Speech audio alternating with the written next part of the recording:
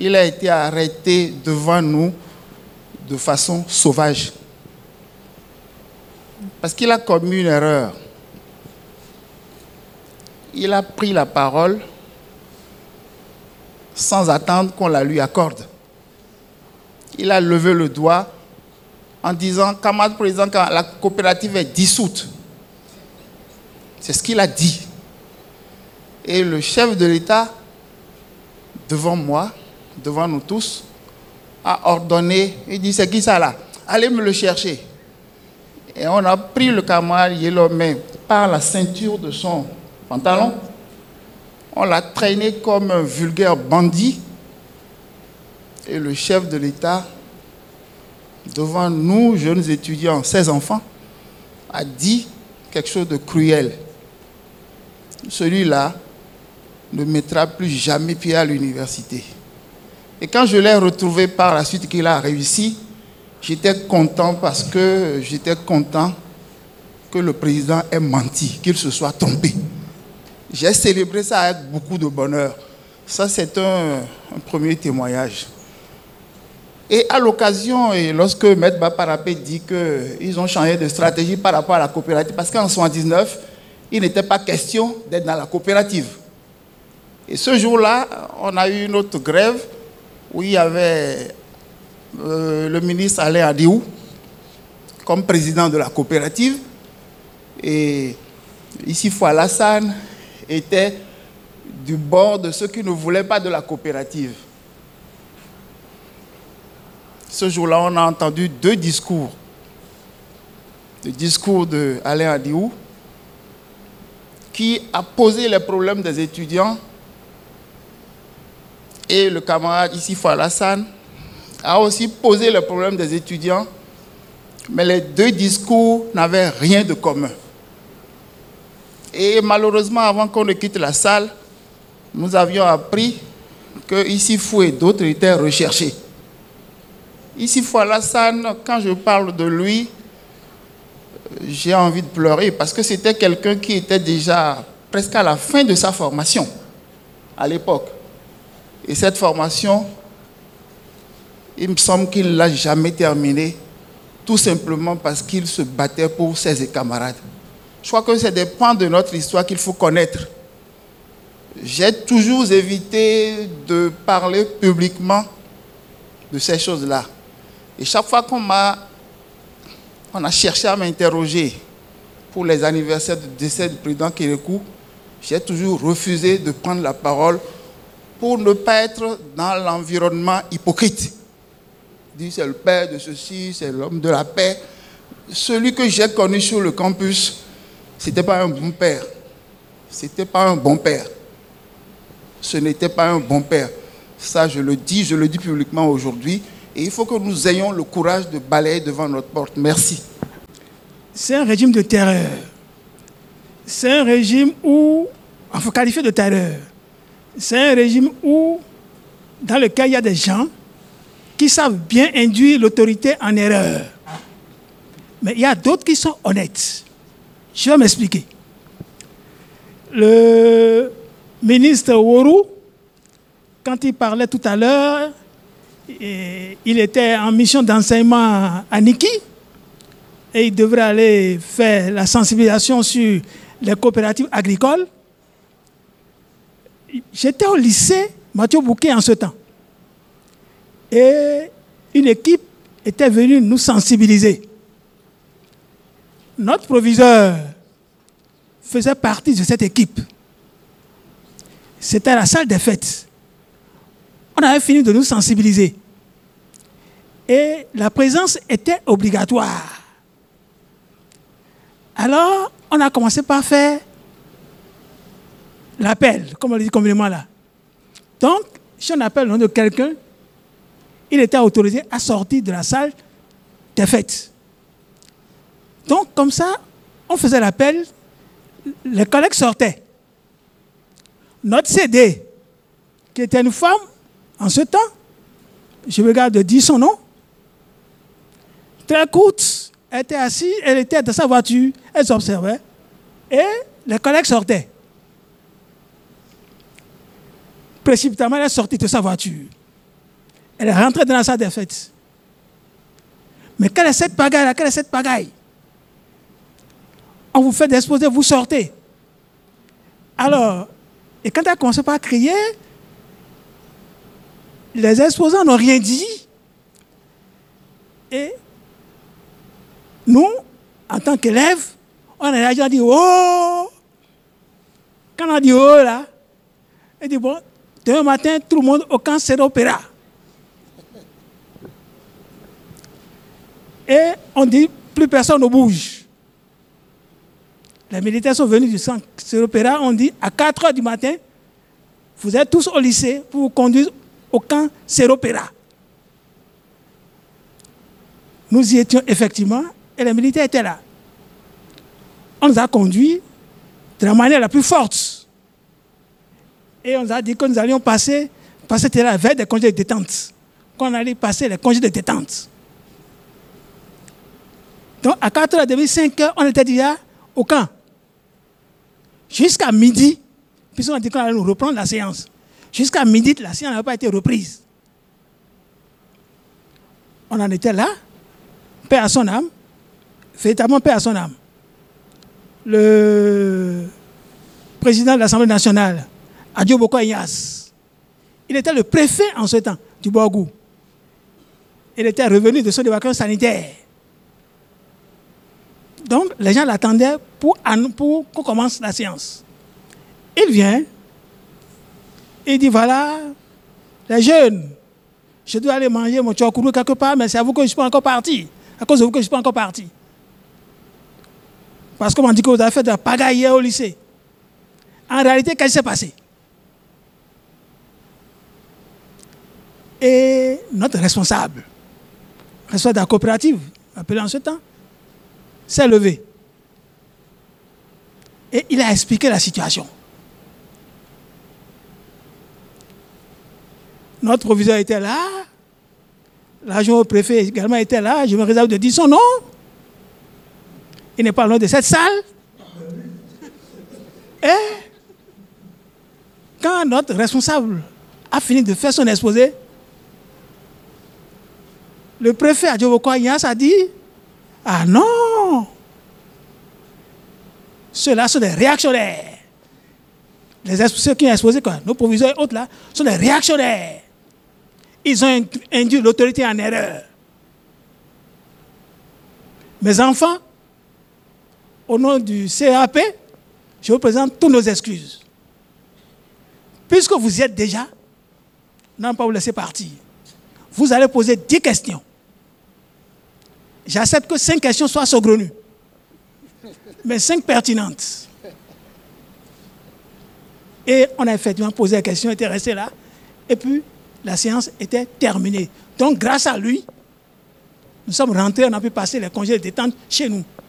Donc, c'est pour ça que je dis qu'il y a des collaborateurs du PAPB qui induisaient bien, n'est-ce pas, le régime en erreur, n'est-ce pas, et créaient la terreur, mais que d'autres étaient honnêtes. Je ne peux jamais oublier, n'est-ce pas, le préfet Adjoboko Ignace. Encore une fois, paix à son âme. Puis, je suis arrivé en classe terminale, c'était donc en 1975, et j'avais tout fait. Moi, je ne voulais pas venir à l'université du Dahomey à l'époque, ici, à Calavi. J'ai dit non, moi j'ai envie d'aller au Canada, ou bien à Dakar, et j'avais remarqué que nos prédécesseurs, on attribuait les bourses qui arrivaient aux 5 premiers. Donc, il fallait que je fasse tout possible pour être parmi les 5 premiers. Mais il y avait des terreurs parmi nous, des gens qui étaient toujours premiers partout, jusqu'au sport et à la conduite. On ne les punissait pas. Ils sont toujours disciplinés. Au sport, ils sont toujours encore premiers. Bon, la lutte était difficile, mais j'étais parvenu à être le 5e. Et c'est... Bon, vous avez applaudi, mais cette année, les bourses ont été suspendues. Je suis venu alors à Calavi, ici, dans cette même université. Mais en ce moment, puisque mes intérêts avaient été touchés, j'ai commencé par ronronner. J'ai dit, mais non. Il y a des révolutionnaires aussi au Canada, il y en a. Bon, mais j'ai accepté la chose et j'ai commencé. Jusqu'à ce que je sois admis à la fin du premier cycle universitaire et il fallait faire le service militaire.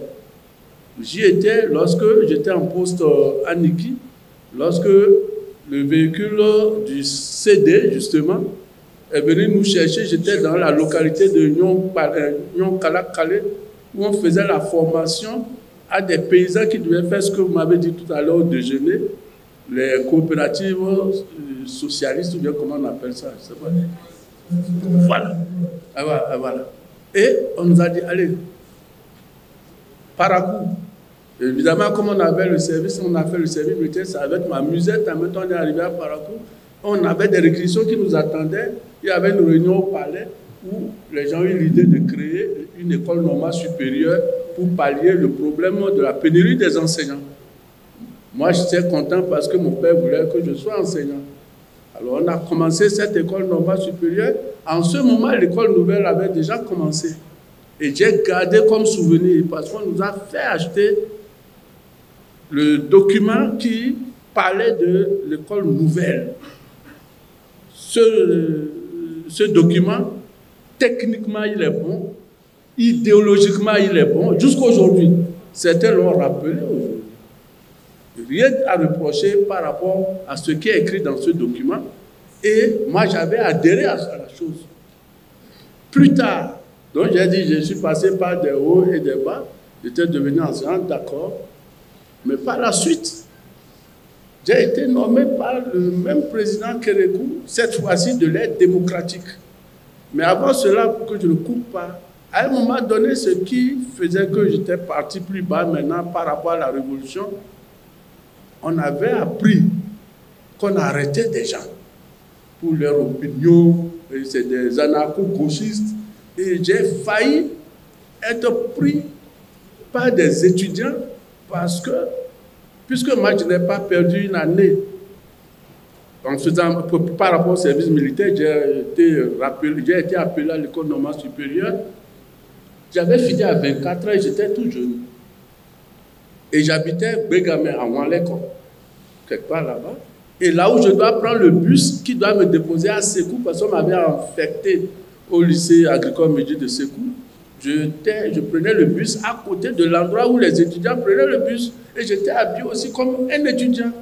Alors un jour, il y avait une jeune dame qui m'avait abordé, qui m'a demandé, mais vous avez cours? Parce que c'était la période des grèves.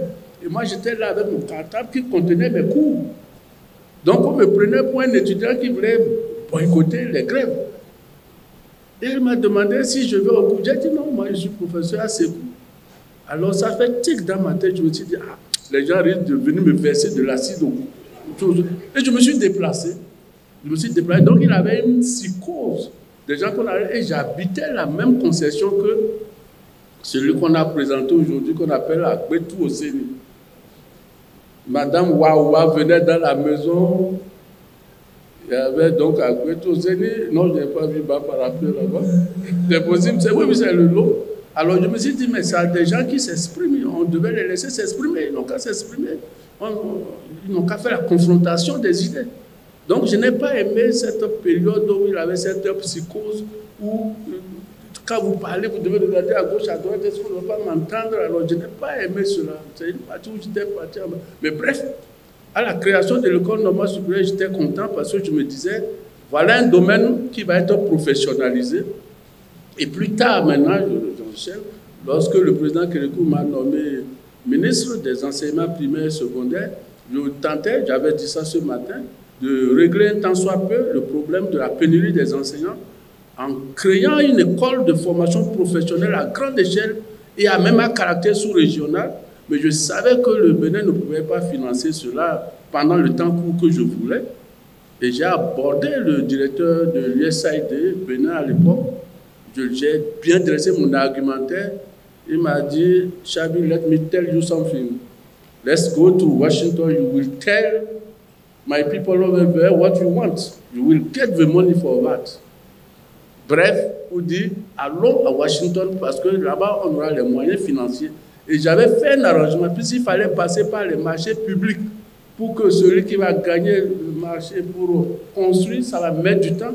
J'ai dit, je vais demander en même temps, si c'est accordé à Washington, là-bas, que ça soit en préfabriqué, pour qu'on ne passe pas par les marchés publics. Mais bref, j'ai aimé la chose, c'est ce que je retiens de positif par rapport à la période révolutionnaire où la fonction enseignante a tenté déjà d'être suffisamment professionnalisée.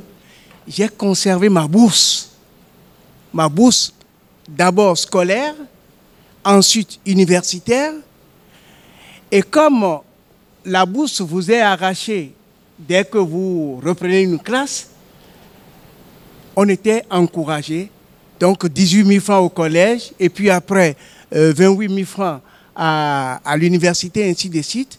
J'ai conservé ma bourse de la 6e jusqu'en 5e année d'université. Donc, je remercie la Révolution parce que sans ce soutien, ce n'est pas évident que beaucoup parmi nous parviennent, n'est-ce pas, à devenir ce qu'ils sont devenus aujourd'hui. Mais, vers la fin, j'ai échappé de justesse à une arrestation à laquelle je ne m'attendais pas du tout. Je parlais de zone de confort tout à l'heure. J'ai fini l'université avec une bourse de 39 500 francs. C'était la bourse la plus lourde de l'école normale supérieure. Et quand nous avons fini et qu'on nous a recrutés en 86, on a commencé comme salaire de base une avance sur salaire de 40 000 francs. Donc je suis passé de 39 500 francs de bourse à 40 000 francs de salaire. Et mon premier poste, c'était le Prytanée militaire de Bembereke. Et comme ces avances sur salaire n'arrivaient pas régulièrement, j'ai été courageux pour une première fois parce que je me suis dit que je ne suis plus sur les bancs de l'université. Donc j'ai demandé aux autres collègues qui étaient, disons, en fonction j'ai pris la tête d'un mouvement et nous avons boycotté les cours. Or, le Prytanée était directement rattaché à la présidente de la République et les rapports parvenaient directement au président Kérékou. Donc, à peine j'ai fini de demander qu'on reste à la maison, qu'un véhicule militaire a fait irruption au Prytanée militaire. Le colonel Zinzindokwe n'a pas attendu que le véhicule stationne avant de descendre. Alors qu'il y ait Jean-Benoît Locmont ici, j'ai reçu mission de commencer par le fesser devant ses élèves. C'est là que j'ai compris que vraiment, des gens qui avaient été arrêtés l'avaient été véritablement arbitrairement. Et c'est le lieu de saluer véritablement leur mémoire, leur courage. Je revois les images avec le dos lacéré de bas parapet. Vraiment, je vous rends hommage. Mais l'autre chose que je voudrais souligner, c'est par rapport au contenu de l'enseignement.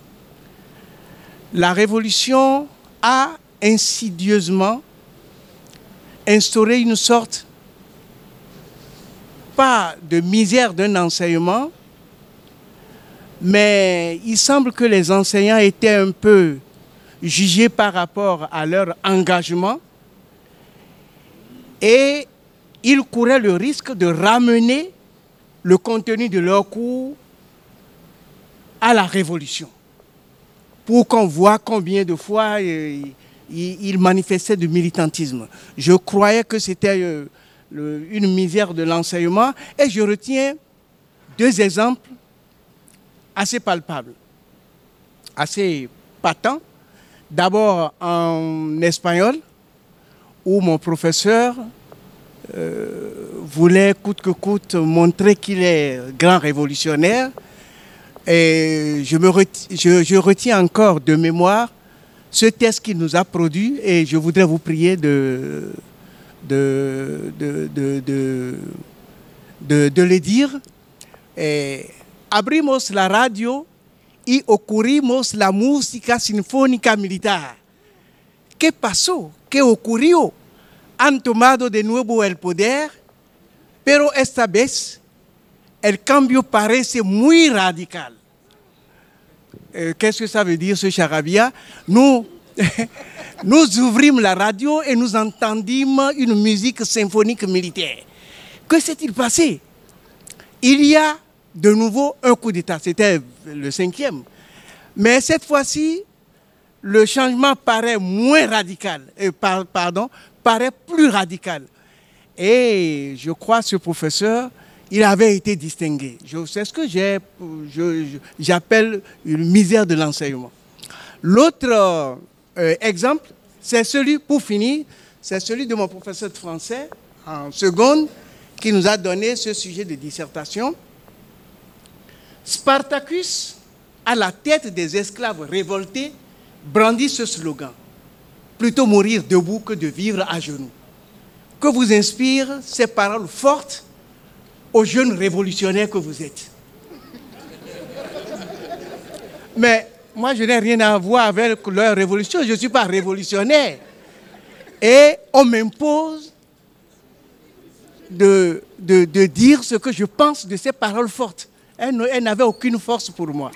Donc c'est ce que je peux souligner comme la misère d'un enseignement, la misère du contenu, d'un contenu de l'enseignement. Après le congrès de la jeunesse à Parakou, et le président Batoka est là, mais le régime révolutionnaire a dissous tous les mouvements révolutionnaires,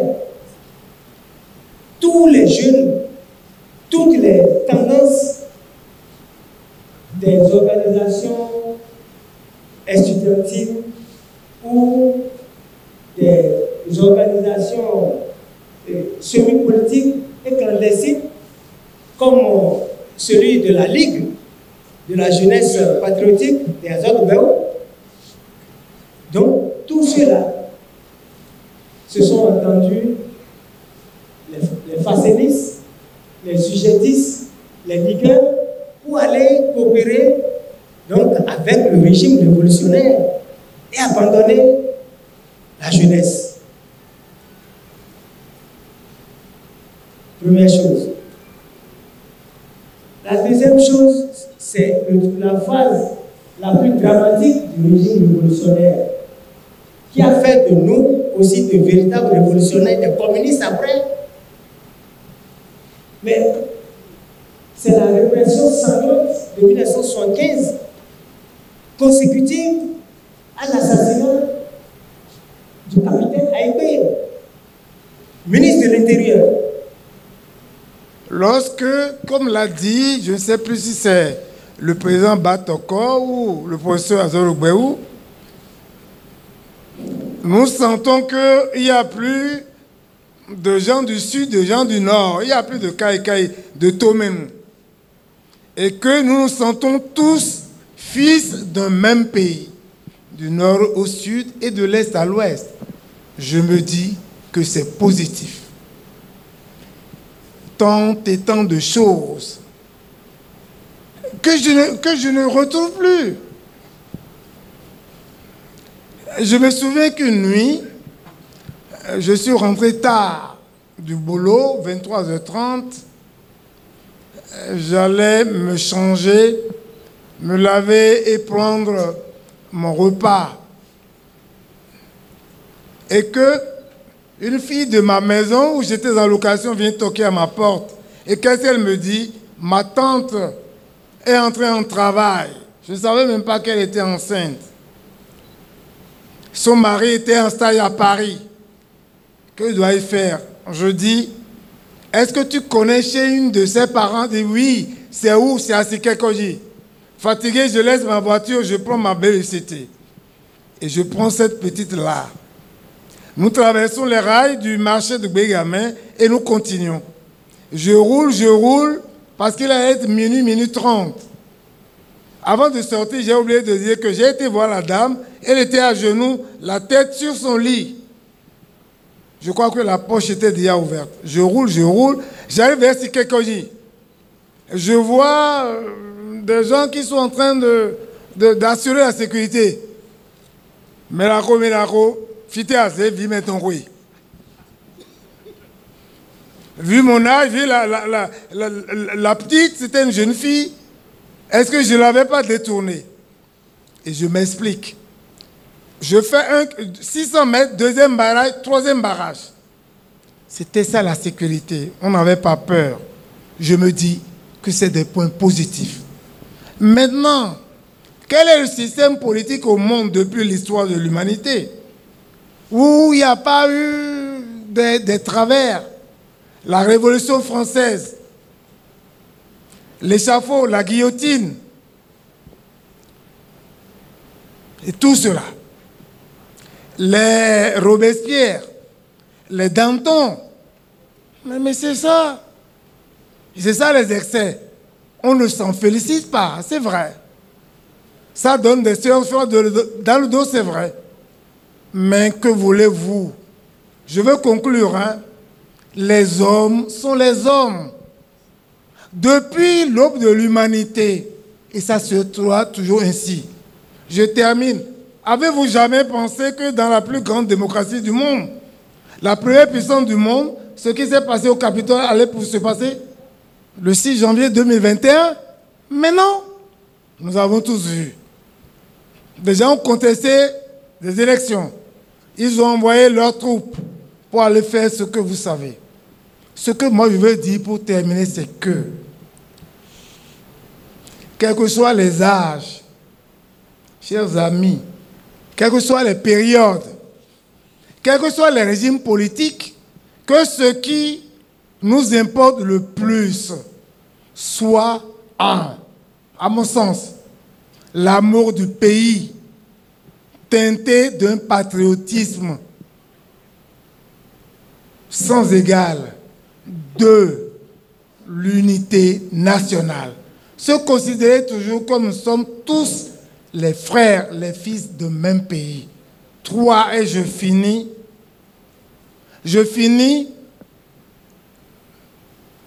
Et je suis sûr que vous êtes tous d'accord avec moi. Je finis en citant l'abbé Gilbert Dagnon dans l'hymne national. Et c'est ça qui m'embête, ce qui m'embête le plus. Il a dit, pour la postérité, construisez sans relâche. Les Béninois, quels que soient les régimes, c'est Ric et Nunc, ici et maintenant. J'en profite.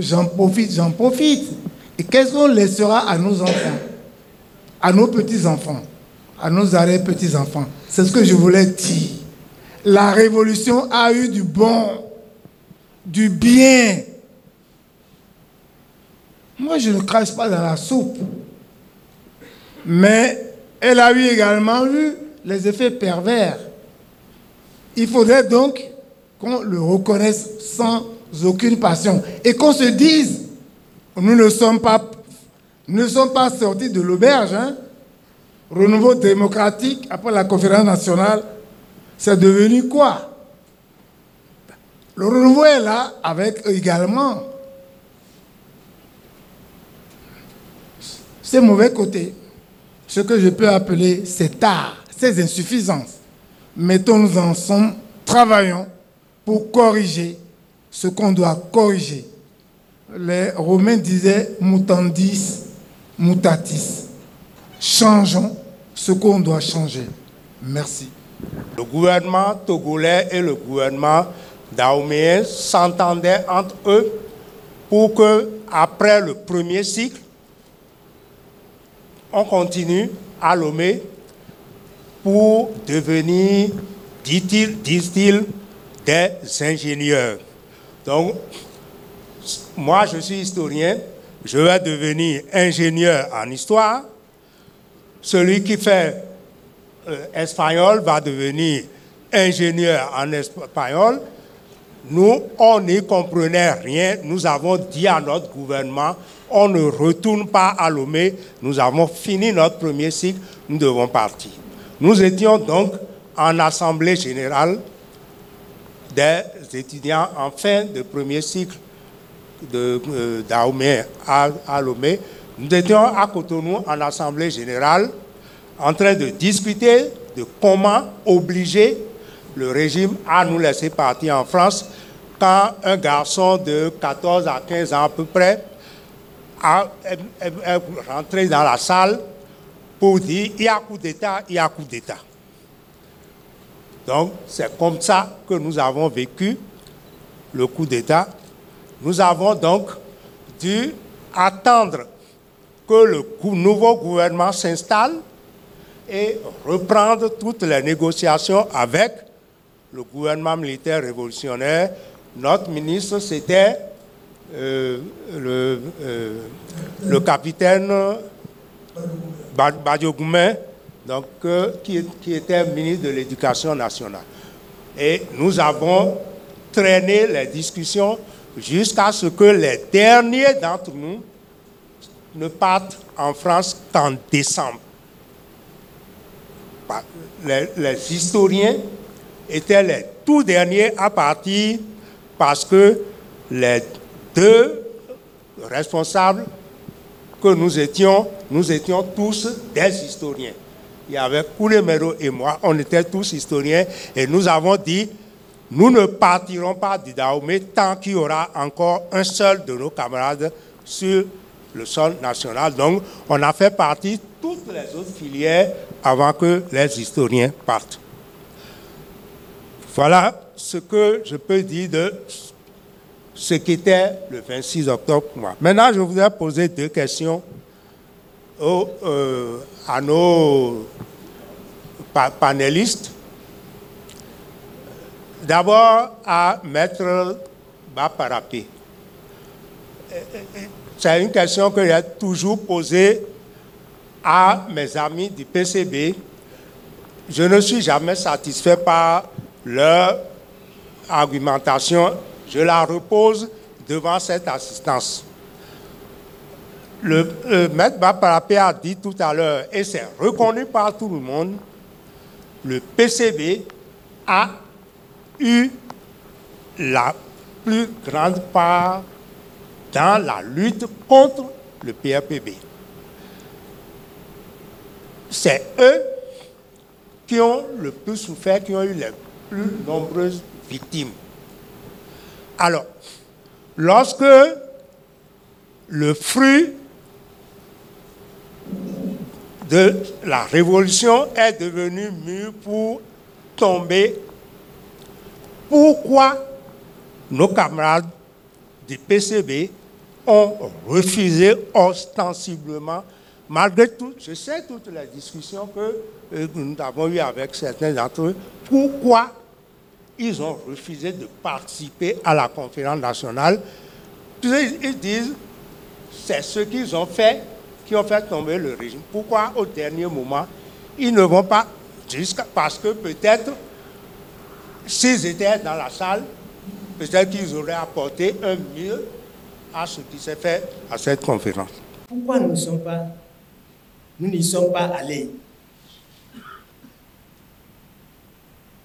Militants de base, responsables de structures de base à l'époque, j'avais appris la décision de la direction du parti de ne pas permettre, non, de ne pas aller à la conférence nationale. Moi, parce que quand on dit parti, c'est de diversité, mais il y a une ligne, il y a une discipline. Moi, je n'avais pas approuvé, en tant que militant de base, de ne pas y aller. Mais la direction nous a dit, non, c'est un marché de dupes. C'est les gens venus de l'étranger qui veulent nous confisquer notre révolution. Et c'est pourquoi les rebelles dessous ont essayé, n'est-ce pas, d'élarguer tous les comités d'action qui ont œuvré en réalité à l'insurrection du 10 décembre 1989, du 11 décembre 1989. Alors, comment se fait-il que le comité d'organisation n'a pas invité les comités d'action du ministère des Finances, ainsi de suite, les comités d'action du village, ainsi de suite, pour participer donc, à la conférence nationale.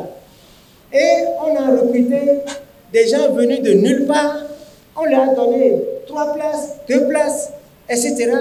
Et le comité d'action et d'organisation donne 2 places seulement au Parti communiste. Et que ça, c'est inacceptable.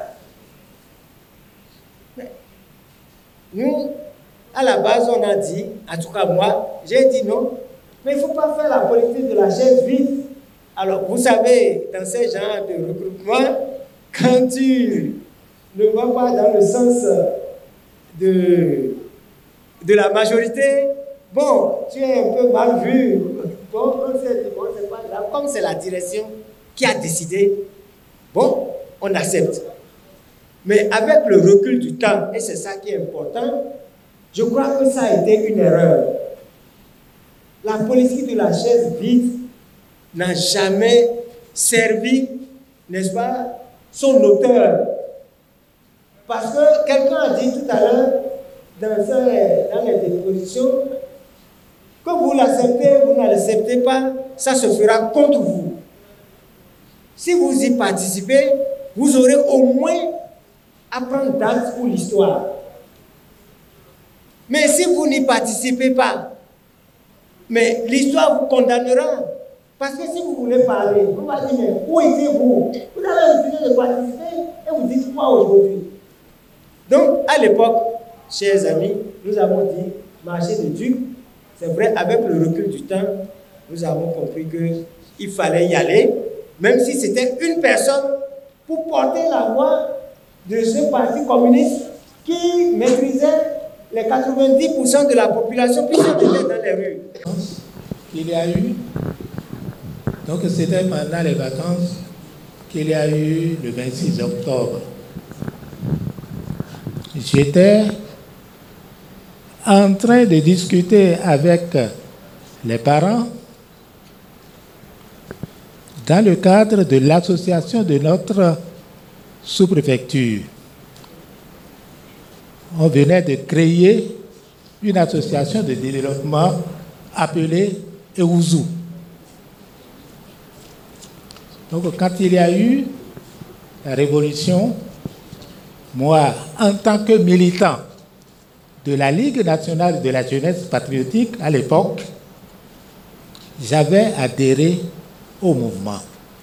Il y a eu les 2 commissions dont les anciens ont parlé, la commission nationale spéciale et la commission classique d'évaluation. Mais je me rappelle qu'à la remise des travaux de la commission nationale spéciale,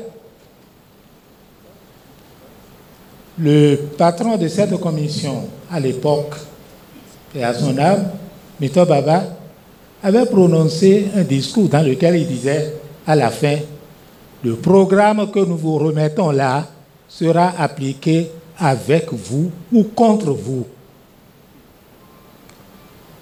Et à la proclamation du 30 novembre, le discours-programme ne prenait plus intégralement le contenu du rapport de la commission spéciale. Donc les rangs ont commencé déjà à s'effriter. Donc vous saurez dans les annales, c'est-à-dire quand les historiens vont décrypter la situation, ils vont rappeler cet incident-là. C'était très important. À la proclamation, les marxistes et les léninistes durs ont dit qu'il n'y a pas lieu de penser à une révolution. Ça là, il faut classer. Ceux qui ont accompagné le mouvement, après la remise du rapport, certains d'entre eux ont constaté qu'ils n'étaient plus pris en compte. Et moi, personnellement, à titre personnel, j'étais dans le mouvement, mais en 1974, lorsque le gouvernement a décidé de dissoudre toutes les organisations de masse, alors là, je n'ai pas digéré la situation. Je n'ai pas digéré cette décision du gouvernement. Et c'est cela qui a fait que je me suis mis en retrait par rapport à mes camarades de la Ligue, par rapport à certains de mes camarades de la Ligue, qui ont accompagné le mouvement jusqu'à la fin. À tel enseigne que j'ai refusé d'adhérer au PRPB par la suite. Si nous regardons le monde d'aujourd'hui, même si nous reculons jusqu'à la moitié du siècle dernier, ce qui se passe est sérieux. Et c'est pour cela que moi, je me suis tue, non pas pour ne pas parler, mais parce que la vie de millions de gens sert d'instrument de jeu à ceux qui jouent à la monnaie pour que d'autres crèvent de faim. Il faut être sérieux. Je suis sûr que les générations montantes, il ne nous reste plus beaucoup de temps, vont se réveiller et feront mieux. Parce que à droite, à gauche, au nord, au sud, à l'est, ils voient tomber des gens de leur génération qui veulent seulement la souveraineté nationale. C'est l'appellation d'aujourd'hui que la jeunesse doit comprendre, parce que l'indépendance, nous avons vu qu'on nous a laissé le drapeau et d'autres choses de ce genre. Mais la souveraineté sur toutes nos affaires, elle est à conquérir progressivement, mais pas sans douleur. Par conséquent, je ne vais pas parler pour tromper cette jeunesse, ces hommes mûrs qui sont ici, parce que jusqu'à présent, on ne dit pas qui pille nos richesses, qui nous a ligotés avec 11 points, où les gens que nous avons critiqués, ils ne peuvent pas faire autant. Et vous faites comme si vous ne saviez pas ce qui s'est passé dans l'histoire jusqu'à ce jour. Quand on connaît cela, on est sérieux. On est très sérieux. Parce que vous entendrez les gens dire « il y a ça, mais ils ne vous diront jamais ce que plusieurs fois le président Batako a dit. La caractéristique fondamentale et la source première de l'arriération de notre pays est la domination étrangère. Eh bien, tout ce qui se passe dans le monde d'aujourd'hui doit montrer que les petites querelles de « il a fait ceci », ce n'est pas ça. Ce qu'il y a, c'est qu'il faut qu'on se réveille, qu'on se lève, qu'on sache que l'avenir de notre pays, l'avenir de notre continent, mais c'est dans les mains de quelques-uns qui jouent avec l'argent, le pillage, le vol et tout ce que vous connaissez.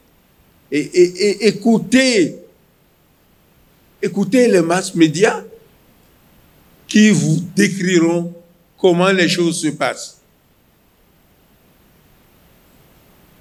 Personnellement, je crois que j'en ai fini si on ne veut pas se réveiller sur les choses véritables et que ce qui a constitué des problèmes mineurs. Parce que moi-même, j'ai vécu ici. Combien de fois je vais dire je n'ai pas reçu des coups de cailloux en tant que proviseur du lycée Béanzin parce que d'autres se sont révoltés. Le problème n'était pas là. Le problème était que pendant ce temps, les bateaux partaient avec nos richesses. Le problème est que pendant ce temps, telle et telle chose se passe.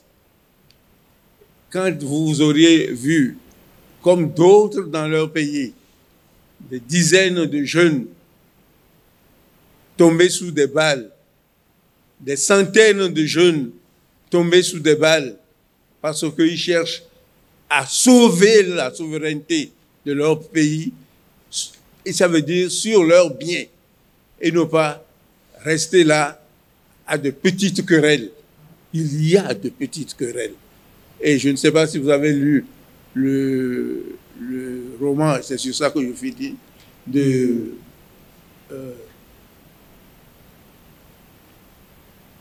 c'est un auteur malien, enfin, vous m'excusez, en pâté bas. C'est-à-dire que nous finirons par nous laisser exterminer. C'est ce que certains pensent. Mais non. Il y a des générations qui vont se réveiller et elles sauront se battre. Nous avons des insuffisances aujourd'hui, de graves insuffisances. Il faut passer ces insuffisances-là pour réorganiser la jeune génération, lui montrer que la bataille de la souveraineté, il faut la mener jusqu'au bout, quelles que soient les difficultés que nous aurons. Et j'espère que les gens commencent à y penser maintenant. Vous verrez.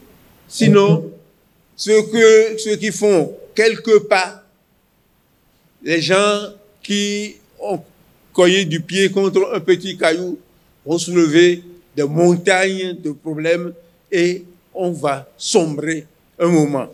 Après, ça ne les gêne pas. Ils viendront bavarder, c'est tout.